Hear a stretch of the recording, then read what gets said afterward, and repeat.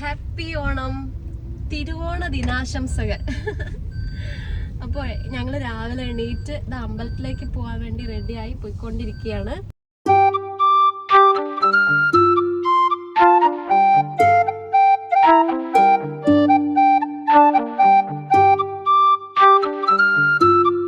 ഇന്ന് തിരുവോണം, എല്ലാവർക്കും ഹാപ്പി ഓണം. ഞങ്ങൾ രാവിലെ തന്നെ എണീറ്റ് കുളിച്ച് അമ്പലത്തിലേക്ക് വന്നിരിക്കുകയാണ്. ഇവിടെ നമ്മളെ ഫറോക്കിലുള്ള മമ്മിളിക്കടവ് ക്ഷേത്രത്തിലേക്കാണ് വന്നിരുന്നത്. പാലത്തിന്റെ സൈഡിലാണ് ഈ ക്ഷേത്രം ഉള്ളത്. ഒരു പാലം, പുഴ എല്ലാം കൂടി ചേർന്നിട്ടുള്ള ഒരു ക്ഷേത്രം. മക്കളെ വിളിച്ചിട്ടുണ്ടായിരുന്നു രാവിലെ. അവരൊക്കെ എണീറ്റ് കുളിച്ചൊക്കെ കഴിഞ്ഞതാണ്. പക്ഷെ അമ്പലത്തിലേക്ക് ഇല്ല എന്ന് പറഞ്ഞു. അപ്പൊ അതുകൊണ്ട് തന്നെ ഞങ്ങൾ രണ്ടാളാണ് വന്നിരിക്കുന്നത്. ഒരുപാടായിട്ടുണ്ടായിരുന്നു കേട്ടോ ഈ അമ്പലത്തിലേക്ക് വന്നിട്ട്.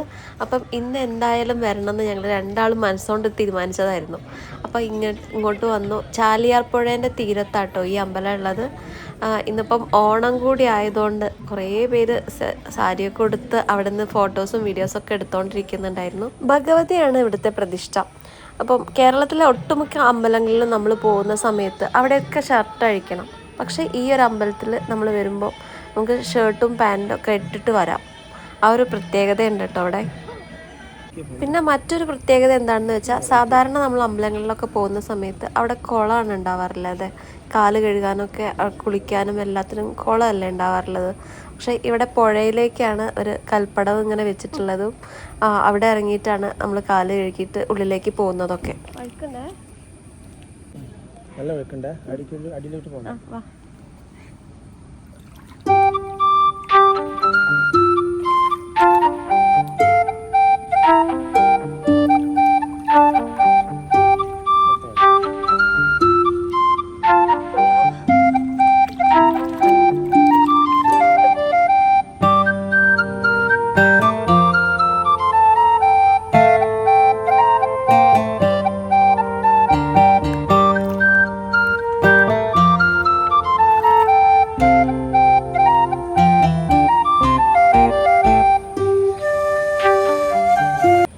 കേരളത്തിലെ പറശ്ശിനിക്കടവില്ലേ, അപ്പോൾ അവിടെ പോയൊരു ഫീലായിരുന്നു കേട്ടോ ഞങ്ങൾക്ക് ഈ അമ്പലത്തിൽ വന്ന സമയത്ത്.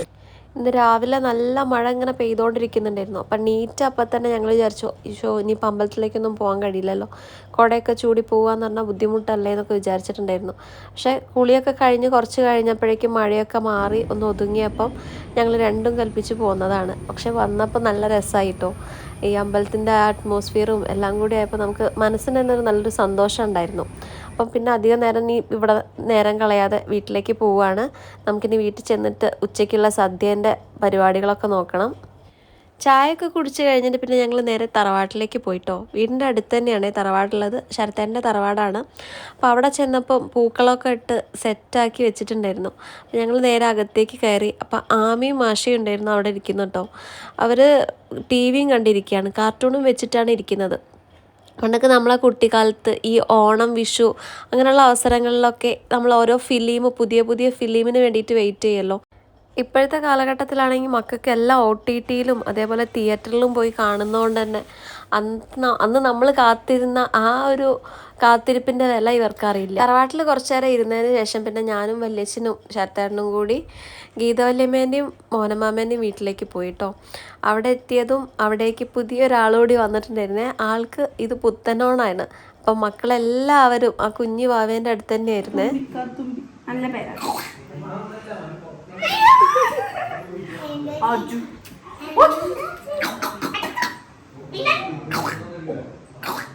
എത്ര ചേച്ചിമാരാണ് പെൺപടകള്.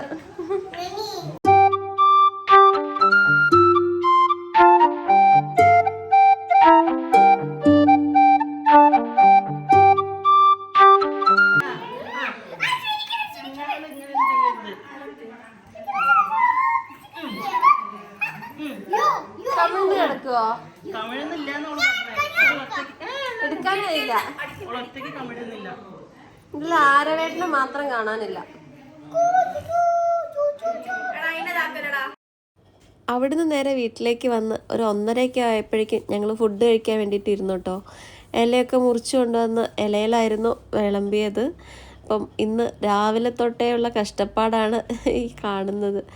അപ്പോൾ എല്ലാവരും കൂടി ഒരുമിച്ചിരുന്ന് കഴിക്കുന്നതിൻ്റെ ആ ഒരു രസം ഒന്ന് വേറെ തന്നെയാണല്ലോ. അപ്പോൾ ഇത്രയേ ഉള്ളൂ ഇന്നത്തെ വീഡിയോ. ഞങ്ങളെല്ലാവരും ഭക്ഷണം കഴിക്കട്ടെ കേട്ടോ. ബാക്കി വിശേഷമായിട്ട് നാളെ കാണാവേ.